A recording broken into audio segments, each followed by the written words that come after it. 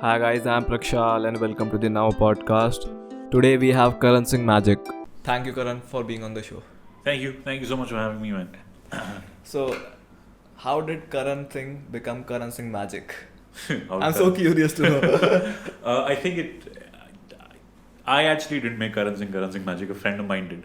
I was sitting at home one day and I got a notification on Facebook that said XYZ, whoever my friend was, invited you to like the Facebook page Karan Singh Magic. So that's how it became Karan Singh Magic, because there were too many Karan Singhs. And back then when this was happening, everybody had a photography page because DSLRs were huge. Yeah, that was a boom, right? Yeah, so everybody had Karan Singh photography, Prakshal Jain photography. So my friend just made Karan Singh Magic, and that name stuck, and that's been my social name, that's been my stage name for 10 years now. So that's how it happened. And we was talking about off camera about elevator pitch, right? Uh-huh.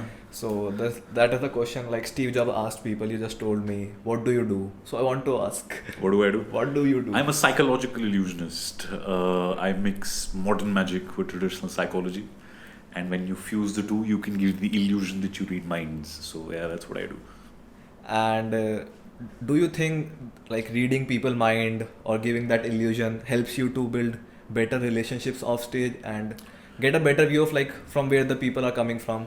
Little bit. I think if you're in any, not just the art form that I'm in, any art form that you're in, you do get a certain sense of understanding of people, and it does help you understand what the other person's feeling, what they're thinking, and how to be empathetic towards them. So it will happen inevitably in any art form. And I personally, of course, the kind of art form that I'm in, people are more intrigued of what can you find out about me? Yeah. Will you find out what I'm thinking? Will you find out when I'm lying? I don't do that. I think that'll be slightly obsessive if I did that. That nobody will want to be friends with me then if I started doing that. So I stay away from it. But yes, of course it helps, because you when you're on stage, you're catering to a bunch of people at the same time. You have to know exactly what the audience is feeling to give them a good show. So off stage also you can tell what a person's feeling, and you can be more empathetic towards them. You can understand them better. And when was the first time you got hooked up on magic? First time I got into magic, I was several stories to that. I think there are several moments. It wasn't just one specific moment. The first moment was when I was 3 years old. Second moment was when I was 11. Third moment was when I was 14. Which one is your favorite? Which one's my favorite? So the one I was 14 was the time when I really got hooked, because after 3 years old, there was an 8-year gap. Then after 11 years old, there was another 3-year gap. Since I was 14, there hasn't been any looking back. So I was I think it was my grandfather's birthday, and we were at his house for dinner. So there's an entire extended family, and my uncle, my chacha, he does everything. He cooks, he paints. He painted his whole house once. He made chocolates from scratch, which are the most fantastic chocolates you'll ever have. So he does all these quirky kind of things.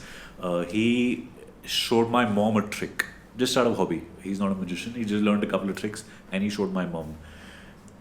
And when that trick ended, I was like, I really want to know how that's done. And I pestered him for like 6 hours, asking him how's it done, He didn't tell me. He said, I'm not telling you. If you want to know, go do your research. And that was the moment. If he had told me how it's done, because before that, every time I'd witnessed magic, the person performing it had told me how it's done. So I'd never gone and done my research. I just knew those 2-3 tricks and I just performed them. But when he told me, go and do your research, just to find out how that trick is done, it took me about 5 months. And those 5 months I was learning other tricks just to be able to learn that trick. So I was a magician by the end of it. So I think that is probably my favorite moment that got me into magic. Yeah, that is so nice to hear that. So you talk about your family and the impact especially your grandparents had on you. So what do you think about a modern generation? Like people are putting family behind on the other things, and they think family is not important, especially our generation. Like they have that feeling. So what do you think about it? I think everybody goes through that phase. Everybody in their life at some point will think that your parents are your worst enemies. Everybody goes through that phase. It's inevitable. You become a rebel when you're about 17, 18 years Rebel old. without a cause, right? Yeah, so you remain a rebel without a cause for 5-6 years of your life. I think everybody goes through that. You can't change that. My father always said to me that by the time you realize that what your dad said was right, you'll have a kid who thinks you're wrong. So that is, I think it's very true. You'll always think that your family isn't supporting you, but I think they know better. They always do know better. And our generation is going through a phase because I think there is this new concept of following your passion, which has recently entered India. That you shouldn't go have a regular job. There was a time when engineering, doctor, lawyer, all of that was looked up to. Now it's like, okay, you're an engineer, everybody else is, so what? So it's become cooler to do what you want to do. And in becoming cool, you sort of go away from the narrative that your family has. So you become more rebellious and you sort of leave your family behind. But I think inevitably there comes a point. It's come in my point as well. I was a rebel. I thought my parents didn't know what they were saying. And how did you deal with that? Like at that period when you were rebel without a cause? I stayed that. I thought they knew nothing. And I stuck with that. Ki aapko kuch nahi pata hai. I know what I have to do. You've lived your life in a very boring way. That's what I thought. But of course, they've had their phases. They've had their moments.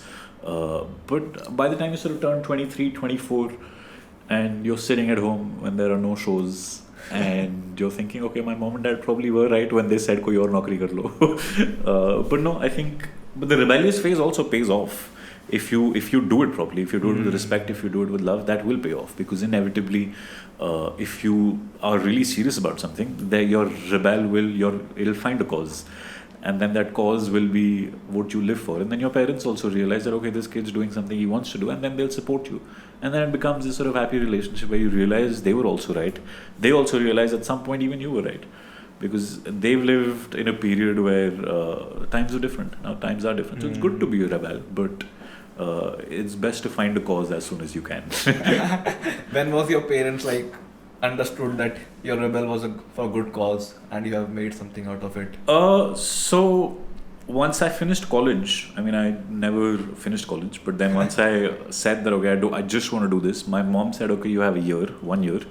If you can prove to me that in this year you can just do magic, and you can make a living doing it and you're happy doing it, and I think, this is my mom saying, I think that you are doing something different and something creative, then you can continue with it. If, however, at the end of that year, you haven't achieved anything, you have to start getting a job. And even in that 1 year, she said, you have to have a dual career. You have to do something else on the weekdays. On the weekends, you can do magic. So that was the thing, just so I can make a living. I said, no, I'm not doing anything else. So I refused to do anything else. So for that 1 year, I worked as hard as I could. And at the end of that year, of course, I hadn't made as much money.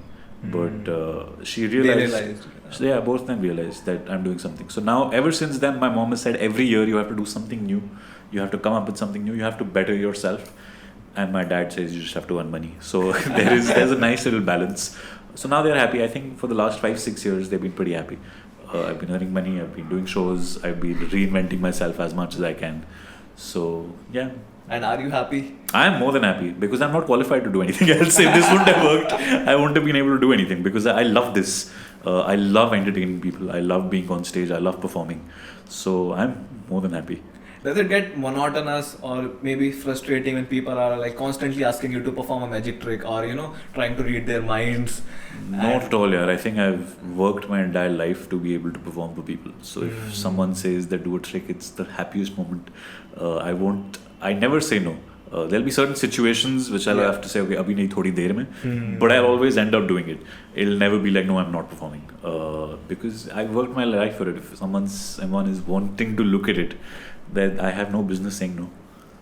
Yeah. So you talked about passion, right? We were talking about recently.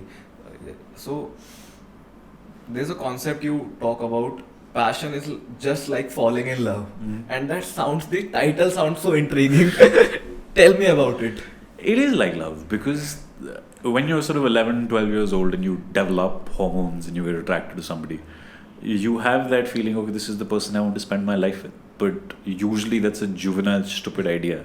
Very rarely will it happen that when you're in 6th grade, 7th grade, you get a crush on somebody and you end up spending your life with them. Yeah, that's very rare. Sorry? Lucky people got Yeah, there. lucky people will get that. And passion is exactly like that because if you fall in love with something, then you will work towards it. If I love a person, I will work towards making sure that person loves me back in the most nicest, most sort of consensual way. But with love, inevitably there will be heartbreak.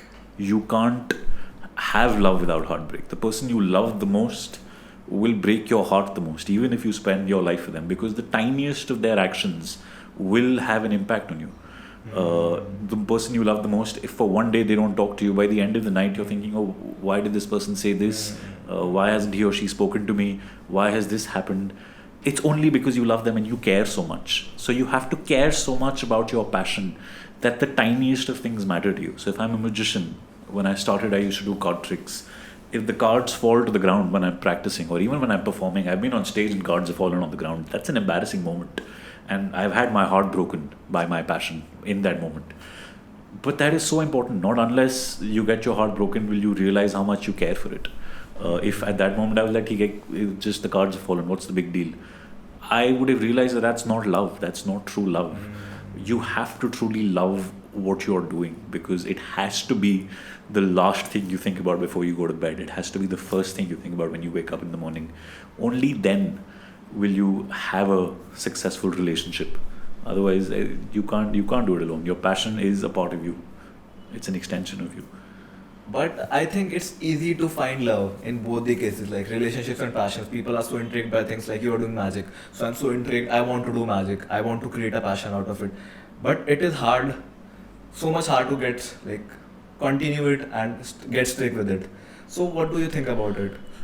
So there is, with love also, I think getting love is easy. Yeah, exactly. Keeping it in your life difficult. is very, very difficult. You have to work. You have to, any relationship also, even if it's not love, even if it's not with your partner, even with a friend or your parents or your dog, you have to work towards a relationship. You have to work towards building that love. So it's the same, and it's really, really hard work. Your relationships will consume most of your life, and it's the most amount of hard work you'll have to do without getting paid for it. So it's the same thing with passion. You have to put in a lot of hard work. With magic, when I started with magic when I was 11 years old, I used to practice about 14-15 hours a day, every single day. I did that for 10 years, every single day without fail. And now, even if I'm watching, let's say the World Cup is on right now, I'm watching the World Cup, at the same time I'm practicing while watching TV. It's become second nature now, because it's a part of me.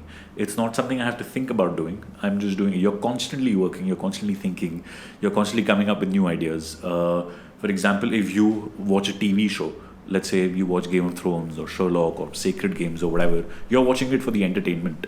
As a performer, I am watching it to get more ideas for my shows. So even a form of entertainment is working towards your passion. So it's not a 9 to 5 job, it's a 12 to 12 job. You're working 24 hours a day. Even when your brain is sleeping, it's still sort of coming up with ideas that you can do this, you can do that. So you have to work to keep that passion in your life.